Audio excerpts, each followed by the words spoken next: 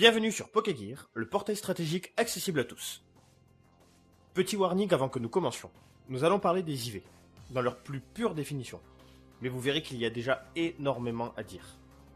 Étant donné la relative difficulté présente autour des IV, je vais parler de certains détails comme la transmission dans une vidéo dédiée à l'accouplement des Pokémon. Gardez donc un petit coup d'œil sur l'avancée de la chaîne si vous voulez devenir un expert de l'IV. Sur ce, entrons sans plus tarder dans le vif du sujet. L'IV, autrement nommée valeur individuelle, est la première des trois grandes stats cachées qui influent sur la courbe de progression de votre Pokémon après la base stat. Quand je parle de valeur cachée, je veux signifier que ces nombres ne sont pas présents directement en jeu.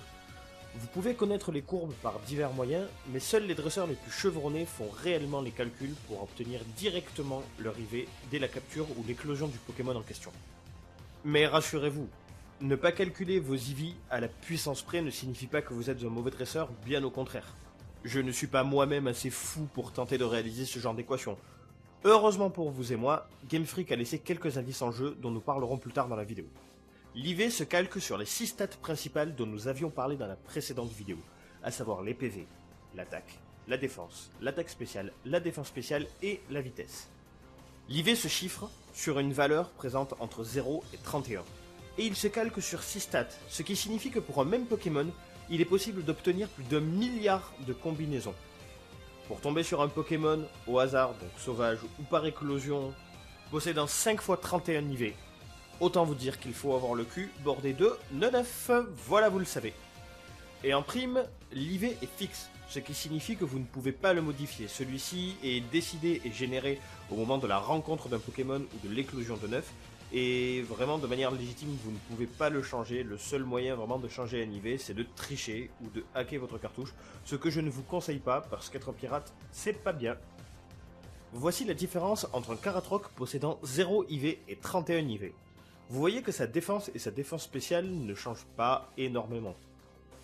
Cependant, si nous rajoutons les EV et la nature, à savoir les deux autres valeurs cachées dont nous parlerons dans une autre vidéo, vous voyez que le nombre augmente énormément. Et c'est là que la courbe d'influence des IV est la plus intéressante pour optimiser votre Pokémon.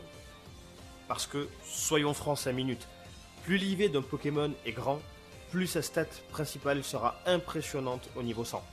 Du coup, ce qu'on veut, c'est créer le Pokémon le plus fort possible, qu'il soit mignon, badass, ridicule ou tout simplement titanesque. Cette loi existe pour tous les Pokémon. Si un IV est à 31, il sera le plus fort dans sa catégorie. Cependant, il ne faut pas sous-estimer le pouvoir d'un 0 IV, loin de là. Souvenez-vous d'Archéodonc dans la précédente vidéo.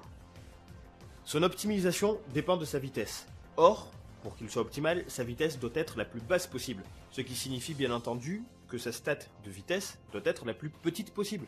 Pour ça, pas de 31 IV, bien au contraire, sa stat doit être à 0 IV. Pour la simple et bonne raison que moins il a de vitesse, plus il sera rapide sous distorsion. C'est pour ça que les 0 IV peuvent être intéressants. Mais, selon moi, seulement dans la vitesse. Car je pense que la vitesse est la stat la plus importante des 6, et que c'est la seule que l'on peut se permettre de moduler à loisir. Maintenant, lorsque l'on capture un Pokémon ou qu'on fait éclore un œuf, une seule question se pose. Est-ce que ce Pokémon est destiné à devenir un pur sang qui fera gagner tous nos tournois, ou un déchet bon à rester dans le PC et à forniquer avec des métamorphes? Puisqu'il est impossible de connaître les IV directement en jeu, nous devons nous référer à des courbes. Cette courbe est donnée par un PNJ. Ce PNJ, aux allures de top dresseur, ne peut être débloqué qu'à la fin du scénario. Bien connu des stratèges cartouches, ce PNJ est nommé le juge. Et ce con-là ne va pas vous faciliter la vie, bien au contraire. Vous vous perdrez dans ces phrases, vous ne comprendrez rien. Mais heureusement, Pokégear est là pour vous, et nous allons décortiquer toutes ces phrases ensemble, parce que l'évaluation du juge est très importante autant pour vous que pour moi. Je vous conseille de prendre une feuille de papier pour noter tout ce que je vais dire, parce que vous allez très vite vous rendre compte que c'est un labyrinthe. Ça y est, vous êtes parés? Vous avez ouvert votre traitement de texte? Bien! L'évaluation du juge se fait en 3 voire 4 parties. La première partie vous permet de définir la moyenne d'IV de vos Pokémon avant de savoir quel est l'IV le plus haut. Ce Pokémon a un potentiel correct à tout point de vue. Cela signifie que la moyenne des IV de votre Pokémon est faible, de 0 à 15 toutes stats confondues.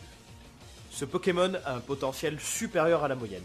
Là, vous tapez dans le entre 16 et 20 IV par catégorie. C'est mieux, mais c'est pas suffisant pour faire un stratège. Ce Pokémon a un potentiel bien supérieur à la moyenne. Là, vous tapez dans le entre 20 et 25 IV par stat. C'est pas mal du tout. On est presque à ce qu'il faut pour faire le vrai Pokémon optimal. Ce Pokémon a un potentiel exceptionnel.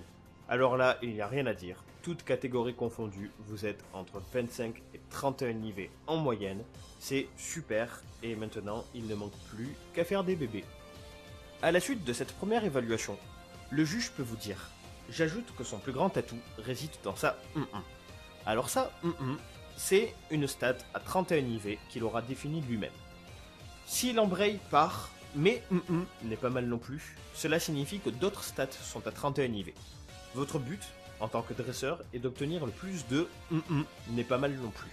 Si vous en obtenez 5, voire 6, alors félicitations, votre Pokémon est un stratège accompli à 31 IV dans chacune de ses statistiques. Si le juge vous dit: je pense que ce Pokémon a un bon niveau général, alors la moyenne finale de vos IV sera entre 0 et 15. S'il vous dit: je pense qu'il a un très bon niveau général, alors vous taperez dans le entre 15 et 20 IV. S'il vous dit: je pense que ce Pokémon a un niveau général fantastique, dans ce cas-là vous tapez dans le entre 20 et 25 IV.